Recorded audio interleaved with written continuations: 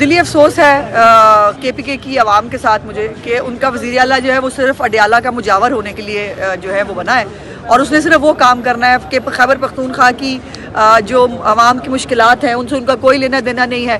وہ اڈیالہ کے مجاور بن کے ہمیشہ وہاں باہر دھمال ڈالنا ان کو بہتر لگتا ہے تو وہ کرتے رہے. میڈم پنجاب نے ہمیشہ روایت اور بڑے پن کا مظاہرہ کیا, مہمان نوازی کی دھرتی ہے, تو اگر کے پی کے سے کوئی 9ویں دفعہ مہمان آیا تھا تو کوئی ان کے لیے دیکھیے 100 دفعہ ہمارے سر آنکھوں پہ, لیکن اگر جو ہے وہ مہمان سیاسی معاملات پہ جو ہے وہ کابینہ بنانے کے لیے اور سیاسی معاملات پہ دھرنا کہاں ہوگا, وفاق پہ اگلی دفعہ جو ہے وہ جلوس کہاں نکالنا ہے, اگر وہ اس کے لیے آئیں تو ظاہر ہے پھر معاملات اور ہیں نا. اور کبھی بھی پاکستان کی خیر کی خبر نہیں آتی اڈیالہ سے, جب بھی وہاں گفتگو ہوتی ہے پاکستان کے خلاف ہی ہوتی ہے.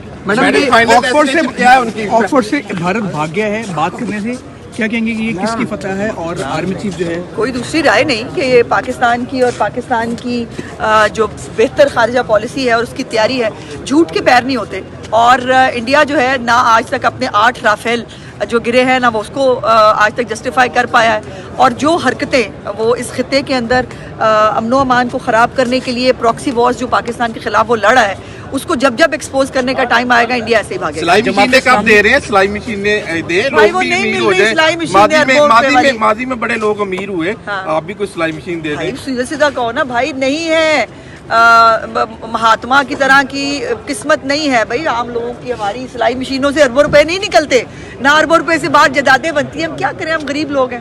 جماعت اسلامی جو ہے وہ احتجاج شروع کر رہی ہے 7 تاریخ سے بلدیاتی. انہوں نے کیا ہے وہ بھی تھوڑا جا نمک پالن